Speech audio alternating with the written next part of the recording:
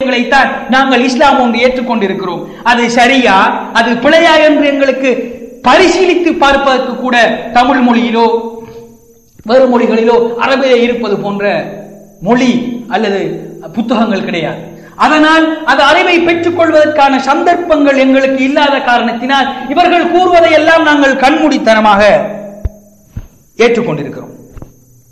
நான் கொள்கிறேன் சகோதரர்களே, முஸ்லிம்களுக்கு எதிரான முஸ்லிம்களின் பாதுகாப்பிற்கும் முஸ்லிம்களின் மார்க்கத்திற்கும் முஸ்லிம்களின் சமயத்திற்கும் எதிரான ஒரு எதிர்ப்பை குஃபார்களிடமிருந்தும் சரி முஸ்லிம்களிடமிருந்தும் சரி முஸ்லிம்களின் மார்க்கத்திற்கு எதிரான முஸ்லிம்களின் வாழ்வியலுக்கு எதிரான ஒரு பங்கம் ஏற்படுகின்ற பொழுது, ஒரு குதர்க்கம் ஏற்படுகின்ற பொழுது, ஒரு குழப்பம் ஏற்படுகின்ற பொழுது அந்த குழப்பம் நீங்கும் வரைக்கும் இஸ்லாம் எங்களை போராட சொல்கிறது. பள்ளியிலே ஜும்மாவிற்கு பின்னால் இருந்து கொண்டு குத்பாவிலே குனூத் ஓதுவதை இஸ்லாம் சொல்லவில்லை, அல்லது பள்ளிகளிலே கூடியிருந்து திக்ர் செய்வதை இஸ்லாம் சொல்லவில்லை. அதற்கான சந்தர்ப்பத்தை இஸ்லாம் சொல்லி இருக்கிறது. ஆனால் இந்த சந்தர்ப்பத்தில் அல்ல. இந்த சந்தர்ப்பத்தில் ஒரு முஸ்லிமின் கடமை அதற்கு எதிராக தன்னுடைய மார்க்கத்தை மீண்டும் அவன் சுதந்திரமாக பின்பற்றப்படும் வரைக்கும் தன்னுடைய பள்ளி வாயிலில் தன்னுடைய ரப்பில் அல்லாஹ்வுடைய மாளிகையில் மீண்டும் அவருடைய சுஜூதை வைத்து தொழும் வரைக்கும் இஸ்லாத்தை அவன் பகிரங்கமாக பிரகடனப்படுத்தும் வரைக்கும் அல் வலா வல் பராவை பிரகடனப்படுத்தும் வரைக்கும் இஸ்லாம் போராட சொல்கிறது. சகோதரர்களே, இதுதான் இஸ்லாத்தின் நிலை. இன்று எமது பல இஸ்லாமிய அறிஞர்கள் உலமாக்கள் என்று சொல்பவர்கள் எல்லாம் இதனை மாற்றிவிட்டார்கள். இந்த கருத்தை அவர்கள் மாற்றிவிட்டார்கள். இஸ்லாத்திலே ஜிஹாதை பற்றி அவர்கள் பிழையான கருத்துக்களை பரப்பித்திருக்கிறார்கள். ஜிஹாதை பற்றி பிழையான கருத்துக்களை அவர்கள் பரப்பித்திருக்கிறார்கள். சொல்கிறேன், இஸ்லாத்திலே ஜிஹாதின் நிலை என்னவென்று உங்களுக்கு சுருக்கமாக சொல்கிறேன். இஸ்லாத்திலே ஜிஹாத் இரண்டு வகைப்படும். ஒன்று தற்காப்பு யுத்தம், ஒன்று சீர்திருத்த யுத்தம். நான் இப்பொழுது சீர்திருத்த யுத்தத்தை பற்றி பேசவில்லை, அதற்குரிய சந்தர்ப்பமும் இது கிடையாது. ஆகவே நான் தற்காப்பு யுத்தத்தை பற்றி பேசுகிறேன். இஸ்லாத்திலே தற்காப்பு யுத்தம், டிஃபென்சிவ் வார், உங்களை டிஃபெண்ட் பண்ணிக் கொள்வதற்கான யுத்தம் எந்த சந்தர்ப்பத்திலே வருகின்றது என்று இஸ்லாமிய அறிஞர்கள் வகுத்து வைத்திருக்கிறார்கள். முஸ்லிம் பிரதேசத்திற்குள் குஃபார்கள் நுழைந்தால், முஸ்லிம் பிரதேசத்திற்குள்ளே குஃபார்கள் நுழைகின்ற பொழுது முஸ்லிம் காவிர்களின் படைகளும் முஸ்லிம்களின் படைகளும் எதிராக மோதிக்கொண்டிருக்கிற பொழுது, அல்லது ஒரு பிரதேசத்தில் இருக்கின்ற இமாம் முஸ்லிம்கள் எல்லோரையும் படை திரண்டு போராட வாருங்கள் என்று அறிவிப்பு செய்கின்ற பொழுது, அல்லது முஸ்லிம்கள் காவிர்களால் சிறைப்பிடிக்கப்படுகின்ற பொழுது தற்காப்பு யுத்தம் கடமையாகிறது. The defensive war become an obligation on the Muslims.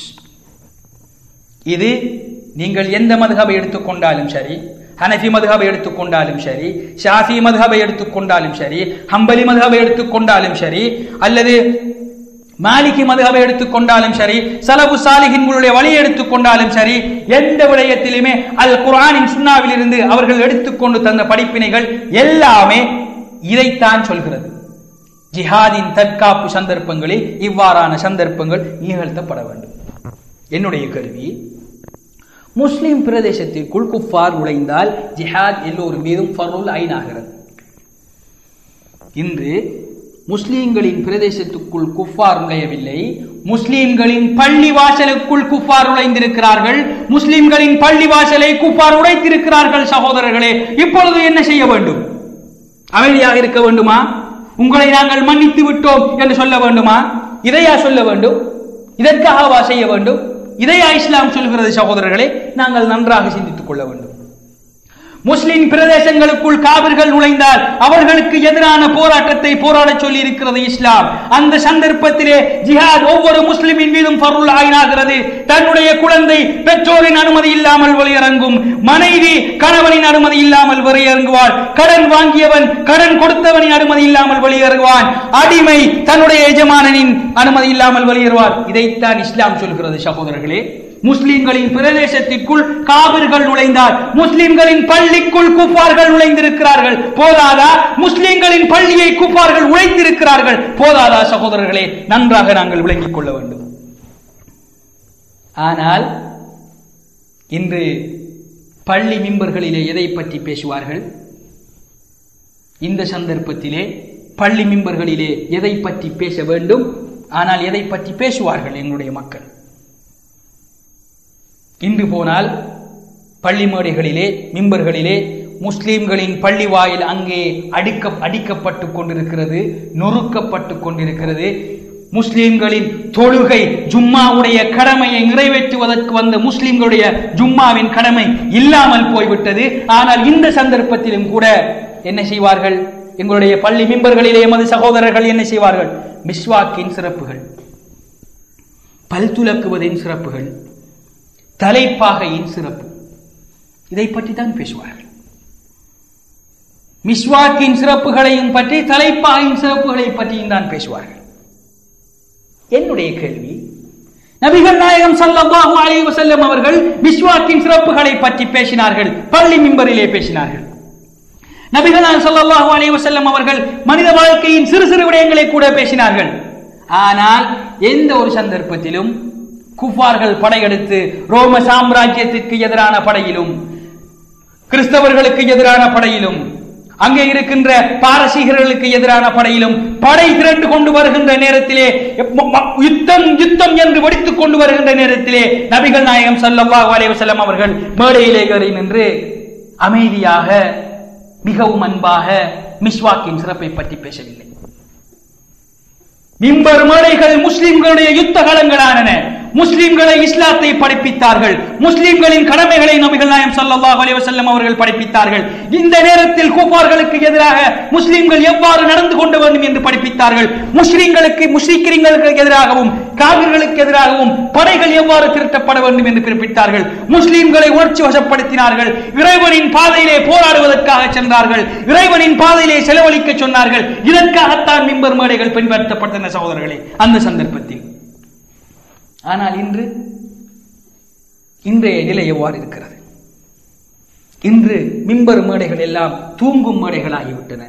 எப்பொழுது இமாம் இந்த குத்பாவை செய்து முடிப்பார், எப்பொழுது நான் போகலாம், எப்பொழுது நான் வேலைக்கு சேரலாம், அல்லது வேலையிலிருந்து வருபவர் ஒரு அரை மணி நேரம் தூங்கிவிட்டு வருவோம் என்று ஜும்மாவுக்கு வருகிறார். இதுதான் எங்களுடைய நிலை, இதுதான் எங்களுடைய நிலை. இதை பற்றி ஒருவர் தைரியமாக பேசுகின்றார்கள் இல்லை, ஒரு செய்தியை சொல்கின்றார்கள் இல்லை. எல்லோருக்கும் பயம், எல்லோரும் பயப்பட்டுக் கொண்டிருக்கிறார்கள். அதைத்தான் இந்த நிலையில் தான் ஜம்மியத்துல் உலமா இயங்கிக் கொண்டிருக்கிறது. பொறுமை, பொறுமை. நீங்கள் எல்லோரும் பொறுமையாக இருக்க வேண்டும், நீங்கள் எல்லோரும் பொறுமையாக இருக்க வேண்டும், நீங்கள் எல்லோரும் அமைதியாக இருக்க வேண்டும். உங்களுக்கு போராட்டம் அனுமதிக்கப்படவில்லை, நீங்கள் அமைதியாக இருங்கள் என்று அவர்கள் அறிக்கை விடுவார்கள்.